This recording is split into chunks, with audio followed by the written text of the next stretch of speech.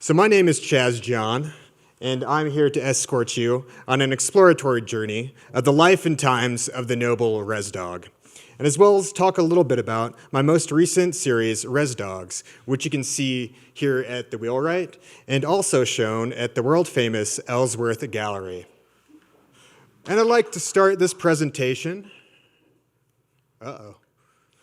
by saying the entire conceptual basis for my series Rez Dogs genuinely just started out as a joke.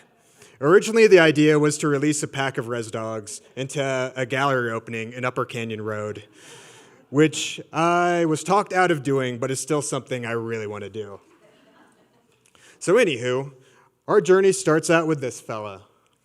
This is Eddie Spaghetts, my very own beloved Rez Dog, the muse of the entire show, although he rarely, if ever, attends the opening due to his wily nature.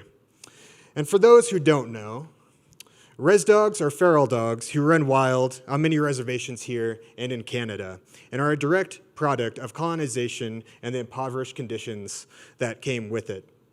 Rez Dogs are interesting to me, and the fact that unlike their domesticated European counterparts, they were not genetically engineered and bred for specific tasks, but rather they're the exact opposite. They're an accumulation of domestic intermixing breeds that are intermixing with wild and feral canines, who through survivance and natural selection have created themselves. It's also equally important to understand the history of the pre-contact canine to the indigenous peoples of Turtle Island. In many tribes, the canine was the first pack animal and the beast of burden of the people. And there are many dog-specific creation stories and even many ceremonies which, despite their serious nature, are often the focus of indigenous humor between tribes. So insert Lakota dog joke here. What's for dinner? Oh, no. Some folks might get that. So, as a visual language, the Rez Dog in native art is often used poetically to depict suffering, but as a species, I've noticed that they've gained nothing from it. So subverting the idea of who art is made for, the series Rez Dogs was created specifically for a Rez Dog audience. The painting's compositions are based on elaborate Victorian dog paintings of upper-class pedigrees, which themselves were Victorian symbols of loyalty, obedience, and man's domination over nature. And in my work, these purebreeds have been replaced and their landscapes overtaken, painted in hues and values according to a dog's visual spectrum. The work is hung low, completely catering to the Rez Dog audience, who sometimes occupy the shows. And here you can see Eddie Spaghetts fighting off a turkey vulture to protect some bluebird flour, one of the best flours for making that tasty, tasty fry bread.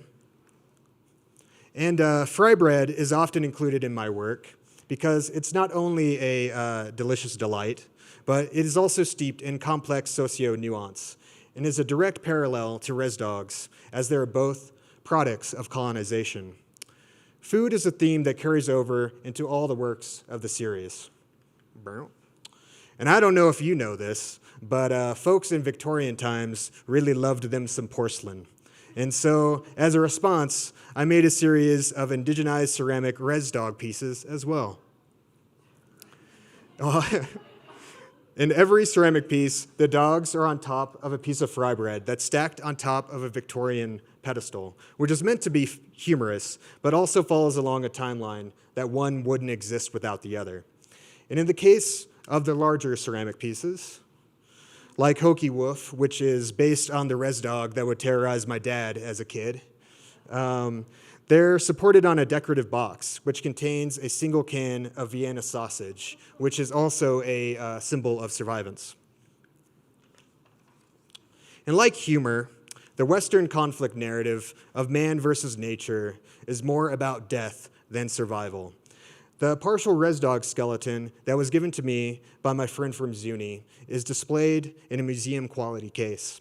The remains have been placed with care and layered with the original dirt of its resting place, and surrounded by flour, fry bread, and wild sunflowers, and all have similar parallels of domestication as assimilation. It resembles an altar in honoring a species that through survivance and adaptation will long outlast ours. And I think the greatest success of the project has been the interactions with the community and shelters during show openings. And there have been several adoptions and proceeds that have been donated to all 3 different organizations, as well as the different Rez Dogs stories and narratives that have been shared throughout the show's run. Like this portrait of a 3-legged Rez Dog mother named Sweet Adeline, who, while pregnant, just barely escaped a mass extermination of Rez Dogs in Montana. So dogs, in a lot of ways, like Sweet Adeline, are both a symbol of humanity and nature, and they can show the greatest allegorical strengths and values of both. And at the same time, the potential to display their darker, more brutal, and unrelenting nature that we all have the potential to be subject to. Or maybe since this all just started out as a joke, maybe we're all reading a little bit too much into this project.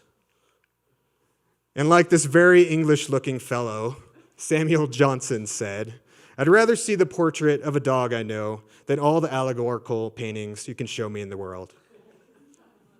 Thank you.